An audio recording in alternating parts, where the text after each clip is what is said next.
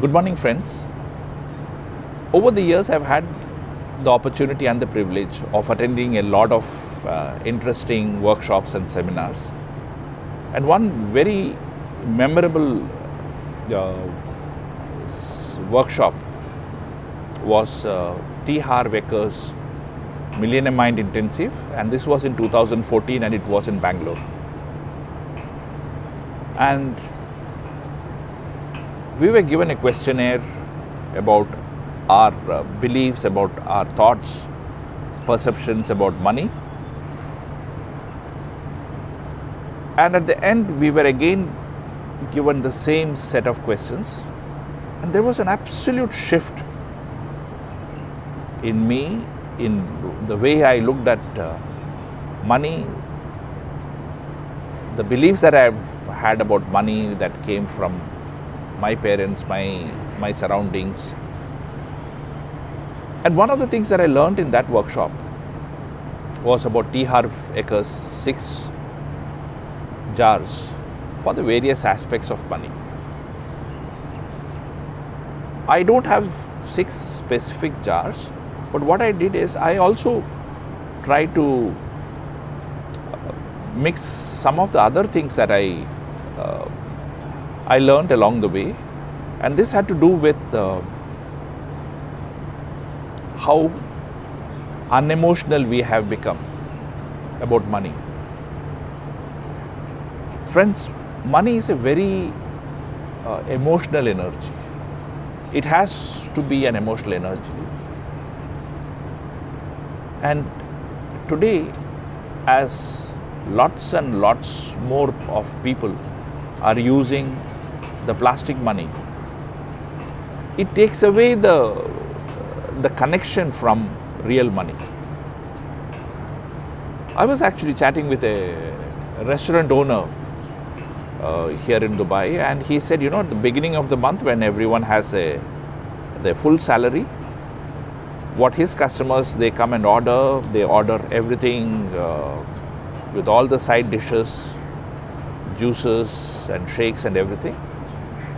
And towards the end of the month, when there is a lot more month left than the money, they actually shift to just a cup of tea and some basic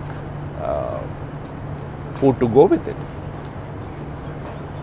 Now, I presume almost all those people are people who are not using plastic money. But then there is the other section of people who make it a point to buy anything and everything using the card. And these days, it's even taken away the physical activity of putting in the PIN by the tap cards. So whether there is money in your bank or not, you can very conveniently tap, and you actually sometimes realize what was the amount that you tapped when you look at either your SMS or the app where you know the transaction that you have incurred. Instead of that, if you are able to move on to using cash, and in cash, what I have been practicing is, I don't have the jars, I have these envelopes where I withdraw cash, and I am not even sure whether you can see it. It says either the correct way or inverse. You'll see monthly, and then you will see weekly, and then you have something for miscellaneous expenses. This is for my travel, and this, I make it a point that my next month's rent is always kept. It was challenging for the first month because I had to make arrangements for the next month too. But from that time onwards, irrespective of whatever challenges were there, my home rent payment was always ready. And I was always mindful that I do not delay the home rent. And then it comes to, for the various SIPs that I currently have. So what I do is, when the money comes in, I'm not sure whether I'll get better along the way. When the money comes in, I withdraw my salary and divide it into each of these. And the most interesting of the two is the monthly and weekly envelopes. So each week I take a certain amount of money that is required for my weekly expenses and then put it into this particular envelope from the monthly one. And each week I do that. I must tell you that initially it was very challenging, because sometimes my weekly money runs out faster than the week, and then I would have to sort of borrow from the next week. Overall, this particular experience has been very therapeutic, I would say, in terms of how I looked at money, because money is an energy, and the more you sort of be physically associated with this emotion. What I mean by physically attached with the emotion is, when you are buying something, where possible, probably an airline ticket and various other things still require you to make a payment via your debit card. Wherever possible, try to use cash.